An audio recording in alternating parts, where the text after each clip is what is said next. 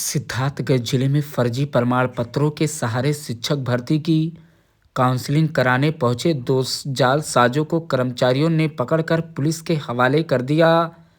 ये दोनों 12,460 शिक्षकों की भर्ती की काउंसलिंग में कूट रचित दस्तावेजों के सहारे सरकारी शिक्षक बनने के लिए सिद्धार्थगढ़ जिले में पहुंचे थे।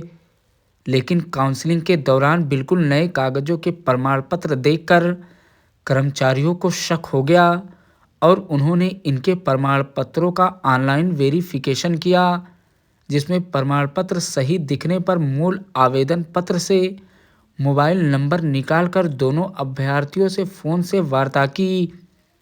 तो मूल अभ्यर्थियों ने बताया कि हम काउंसलिंग में भाग लेने नहीं गए, हम लोग तो पहले ही शिक्षक की नौकरी पा चुके हैं और मुरादाबाद व फिरोजाबाद में कार्यरत हैं। इसके बाद काउंसलिंग कराने आए दोनों जालसाजों को पकड़कर पुलिस के हवाले कर दिया गया। पकड़े गए दोनों युवक कानपुर जिले के पनकी थाना क्षेत्र के निवासी हैं। इनके खिलाफ सिद्धार्थगढ़ थाने में मुकदमा पंजीकृत किया गया है और आगे की कार्रवाई की जा रही है। इस मामले में बीएसए देवेंद्र कुमार पांडे ने बताया कि देर शाम यह अभ्यर्थी काउंसलिंग कराने पहुंचे थे।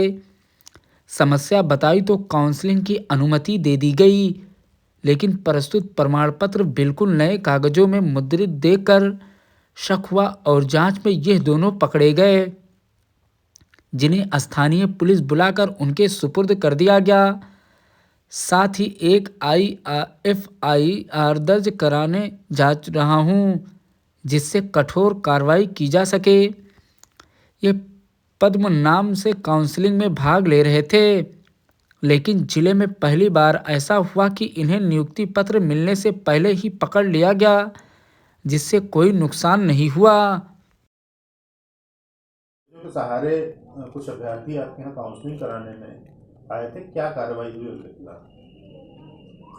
जैसा कि आपके संज्ञान में है कि 12,460 की भर्ती शासन के निर्देश के क्रम में जो 2017-18 में हुई थी, उसमें जो अवशेष बचे हुए अन्य जनपदों के अभ्यर्थी थे उनकी काउंसलिंग कराने के निर्देश दिए गए थे।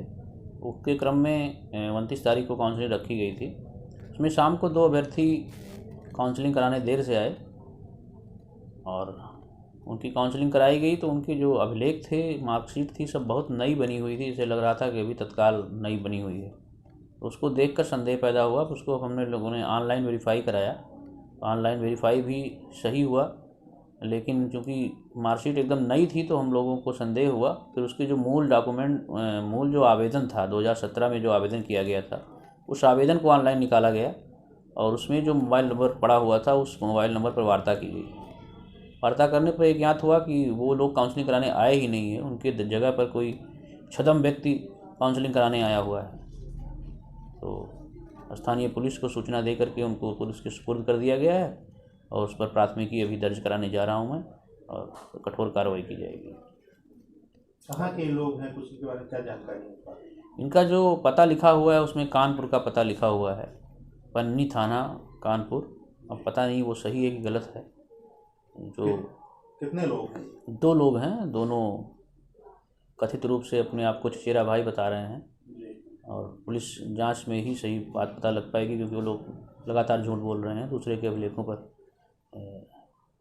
छद्म नाम से काउंसलिंग कराने आए हुए थे। तो जिले में पहले भी ऐसी बहुत से टीचर्स भर्ती होने में सफल हुए थे, कितना इसको गंभीर मानते हैं? नहीं, वास्तव में बहुत गंभीर है, लेकिन ये जनपद का पहला मामला है कि जब हम लोगों ने नियुक्ति पत्र देने के पहले ही उनको पकड़ लिया और वो ट्रेस हो गए, नियुक्ति पत्र पाने में कामयाब नहीं हो पाए। पूर्व में नियुक्ति करने के बाद लोग पकड़े गए थे और जिससे उन्होंने सरकारी वेतन भी लिया था और इनको चूँकि नियुक्ति पत्र नहीं मिल पाया, इसलिए अभी कोई समस्या नहीं है।